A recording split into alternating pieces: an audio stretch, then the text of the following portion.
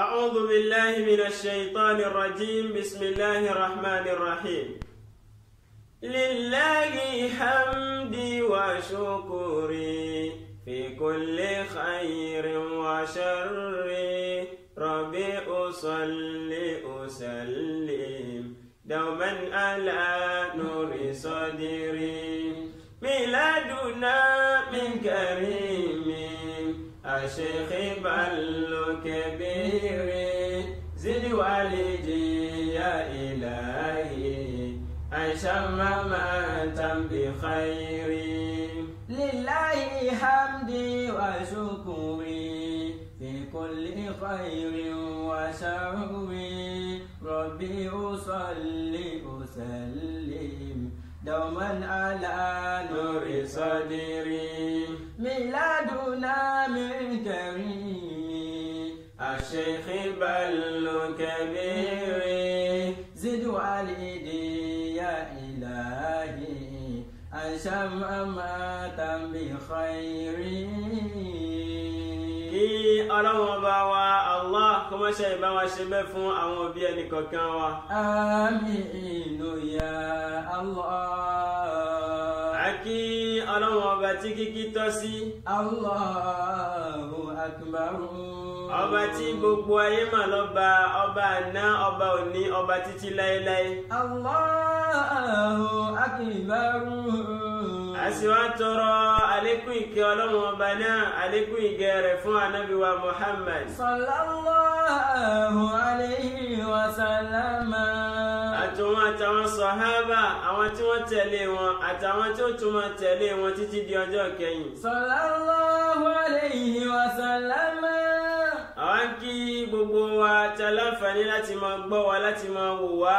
Salamun alaykum sunnatun nabawiyyatun. Akíra wa lọ́kùnrin lóbìnrin lọ́mọdé lágbà ní gbogbo bí a bá wà ní kíkí ọlá wípé assalamu alaikum wa rahmatullahi wa barakatuh. Sunnatun nabawiyyatun ijabatuhu faridun ala kulli muslimin. Ijabatuhu faridun ala kulli muslimin. Ẹ wá rí ọ̀rọ̀ wa tòní tá a fi máa ṣera wa láǹfààní, ó dúró lórí pé ta ni Ọlọ́run. Ìbéèrè ni. Ẹ wá rí Ọlọ́run ọba wa Allah, òun ló ṣẹ̀dá gbogbo nǹkan pátá yányá. Ìwà fi ń yé àwọn ọmọ ẹ̀dá èèyàn àti àwọn àǹjẹ̀nú wípé wa ma khalaqtul jinna wal insa illa liya'budun. Bismillahir rahmanir rahim. Wa ma khalaqtul jinna wal insa illa liya'budun. Ọlọ́wọ́ bá ní òun ò torí nǹkankan dá wa yàtọ̀ sí ìjọsìn. Wa ma khalaqtul jinna wal insa illa liya'budun. Ló fi jẹ́ pé èyí tó ṣe kókó jù, èyí tí fi ń ṣe pàtàkì jù tá a gbọ́dọ̀ máa tì síwájú nínú gbogbo ìṣe wa, òun náà ni ìjọsìn fún Ọlọ́run ọba Allah. Illa liya'budun. Ọlọ́run ọba wa ní tá a bá mọ òun a ní lè sin òun, ló fi ní ká gbìyànjú ká mọ òun nígbà tó ní fa'rifuni. Fa'rifuni qabla an ta'buduni. Ọlọ́run ọba ní ẹ lọ gbìyànjú láti mọ̀ mí kẹ́ tó lè jọ́sìn fún èmi Ọlọ́run ọba. Fa'rifuni qabla an ta'buduni wa man lam ya'rifuni fa kayfa ya'buduni. Ọwọ́ ní àbí tẹ́ ẹ bá mọ̀ mí, ẹni tí ò bá mọ̀ mí kò ní lè sìn mí. Wa man lam ya'rifuni fa kayfa ya'buduni. Ìmọ̀ ló gbẹ́sìn, ọgbọ́n ò gbé. Wa man lam ya'rifuni fa kayfa ya'buduni. Ọlọ́run ọba yìí òun ló sì dá wa, òun ló mọ̀ wá, ló mọ̀ wá. Ó mọ̀ ń pé tòun ti pé a fẹ́ wádìí òun náà, a lè mọ̀ òun. ومن لم يعرفني فكيف يعبدني. nítorí pé làákàyè wa kò tó nǹkankan tàbá wa lọ wò á rí pé Ànábì wa Musa alayhi salatu wassalamu Khadiru nígbàtí ó fẹ́ fi bí ìmọ̀ wa bó ti rí lára ìmọ̀ Ọlọ́run ọba fi hàn ẹyẹ kan ló lé sétí ọkọ̀ ojú omi ẹyẹ ó wá mu nínú omi òkun Khadiru ìwà ń jẹ́ oyé Ànábì wa Musa alayhi salatu wassalam wípé orí dèndé omi tí ẹyẹ ń mu lẹ́ẹ̀kan gẹ́lẹ́bẹ̀ ni ìmọ̀ wá rí lára ìmọ̀ Ọlọ́run. wa man lam ya'rifuni fa kayfa ya'buduni. Ìmọ̀ tí Ọlọ́run ọba fún wa díẹ̀ ni àní ọpọlọ wa ó kúrú gẹ̀rì. wa man lam ya'rifuni fa kayfa ya'buduni. Ọlọ́run ọba fi wá ń wò ó pé tá a bá tiẹ̀ wádìí tòun náà a lè mọ̀ òun ló fi ní wa ma utitum minal ilmi illa qalila. Bismillahir rahmanir rahim. Wa yas'alunaka 'anir ruhi qulir ruhu min amri rabbi wa ma utitum minal ilmi illa qalila. Gan ànímọ̀ Ọlọ́run ọba mọ̀ wípé a lè dáhùn mọ̀ pẹ̀lú pé a fẹ́ wádìí òun gan a lè dáhùn mọ̀ ta ìdí nìyẹn tó fi kọ́kọ́ rán àwọn ànábì ránṣẹ́ sí wa pé kán wá júwe òun fún wa. wa yas'alunaka 'anir ruhi. Ó tún wá rí pé a tún lè lọ́kàn a lè má fẹ́ gbà wọ́n gbọ́ ó tún wá fúnra ara rẹ̀ júwe ara rẹ̀ fún wa. Qulir ruhu min amri rabbi. Nígbàtí àwọn kèfèrí àwọn alábòsí Mákà wọ́n bi Ànábì wa Muhammad sallallahu alayhi wa sallam wípé Ọlọ́run ọba tó tẹ́ ń ròyìn ẹ̀ náà tó ń polongo ẹ̀ náà a fẹ́ mọ̀ báwo ló rí. wa ma utitum minal ilmi illa qalila. Ọlọ́run ọba wá pa Ànábì wa Muhammad sallallahu alayhi wa sallam láṣẹ wípé kó máa sọ fún wọn pé kul huwa Allahu ahad. A'udhu billahi minash shaytanir rajim. Bismillahir rahmanir rahim. Masha Allah. Qul huwa Allahu ahad. Wípé kó máa jẹ́ ayé wọn pé òun Ọlọ́run ọba ọ̀kan ṣoṣo lòun. Qul huwa Allahu ahad. Òun Ọlọ́run ọba òun ò pé méjì òun ò pé mẹ́ta. Qul huwa Allahu ahad.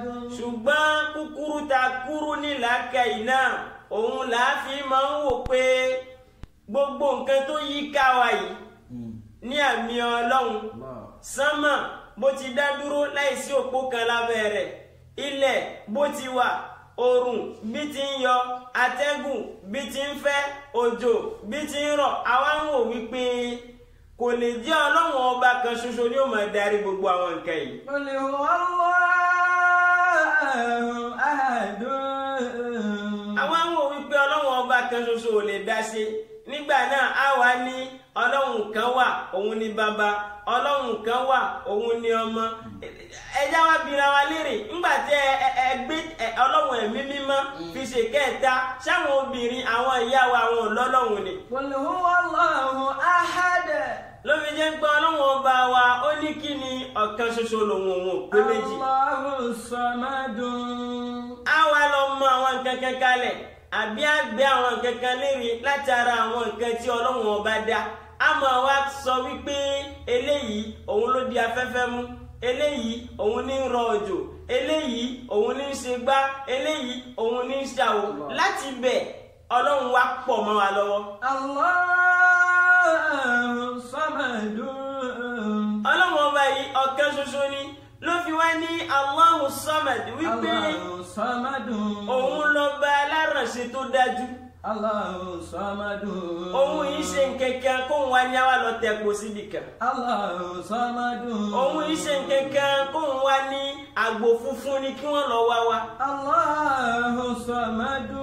Sàárà tó bá fẹ́ lọ ṣe lọ́dọ̀ àfáà kan tó wá ní ẹran dúdú ni o máa lọ wá wá sọ fún pé kì í ṣe Ọlọ́run mọ́ ló fẹ́ pa fún. Allahu samadu. Ọlọ́run ọba yìí gbèrè ẹ̀jẹ̀. Allahu samadu. Tó o bá ń fẹ́ nǹkan o bá ń fẹ́ oore kan tó sì ń fẹ́ kí nǹkan yẹn kó tẹ̀ ẹ́ lọ́wọ́ kó wá nífọ̀kànbalẹ̀ látara rẹ̀ Ọlọ́run ọba ni ó lọ bá. Allahu samadu. Ọlọ́run ọba yóò wá ní lam yalid. Lam yalidi. Ọlọ́run ọba ní òun ò bímọ. Lam yalidi. Nítorí pé kí lòun fẹ́ fi ọmọ ṣe. Lam yalidi. Àwọn alá nídìí ọmọ. Lam yalidi. Nítorí kí la fi nídìí ọmọ nítorí wípé tá a bá wá dàgbà tá a lè ṣiṣẹ́ mọ́ ọmọ wọn máa bọ̀ wá. Lam yalidi. Gbogbo ọrọ̀ gbogbo dúkìá tá a bá kó jọ nígbà tá a bá wá sí mọ́ ọmọ òun yóò ṣe kí ni yóò sì máa jogún rẹ̀. Lam yalidi. Àbí tá a bá sí nílé ọmọ sì máa wọlé dè wá. Lam yalidi. Ọmọ wa máa jẹ́ ọ̀ṣọ́ fún wa. Lam yalidi. Gbogbo àwọn nǹkan tá a wá kẹ̀kẹ́ lẹ̀ yìí èwo lọ́lọ́wọ́ ọba nídìí ń bẹ̀. Lam yalidi. Àbí lónìí nísìnyí tí wọ́n bá mú ọmọ wa tí wọ́n ṣe é léṣe níbì kan tá a sì wá dá sí i àwa dákẹ́ wọ́n wá sọmọ wa bó ti wù wọ́n rí pé àmọ̀ ìyá bàbá abú ni. Lam yalidi. Àmọ̀ ìyá bàbá àkà. Lam yalidi. A gbọ́dọ̀ máa sọ wípé Ọlọ́run ọba bímọ kan dépò pé àwa sọ wípé ọmọ òun náà wọ́n wá mú wọ́n wá ná wọ́n wá ṣe bó ti wù wọ́n. Lam yalidi. Ìsọkísọ ni ó wá ní walam yulad. Walam yulad. Wípé òun Ọlọ́run ọba Allah kò sì sẹ́ni tó bí òun ò ní bàbá òun ò sì ní màmá. Walam yulad. Nítorí pé gbogbo wa náà la mọ̀ pé Ọlọ́run ọba ló ṣẹ̀dá gbogbo nǹkan. Lam yalidi walam yulad. Tá a bá wá sọ wípé Ọlọ́run ọba ní bàbá ìbéèrè wa ni ṣé Ọlọ́run ọba òun ló dá bàbá rẹ̀ ni àbí bàbá rẹ̀ ló dá? Walam yulad. Ṣé Ọlọ́run ọba yẹn ló dá ìyá rẹ̀ ni àbí ìyá rẹ̀ ló dá? Á rí pé kò bá lákà ìmú. Walam yulad. Nígbà tó Ọlọ́run fẹ́ parí ọ̀rọ̀ wa ní walam yakun lahu. Walam yakun lahu kufuwan ahadun. Ọlọ́run wa ní kò sẹ́ni tó jọ òun. Walam yakun lahu kufuwan ahad. Ló fi jẹ́ àṣìsọ ọ̀rọ̀ ni pé ká máa sọ pé àwòrán Ọlọ́run ọba ni wá.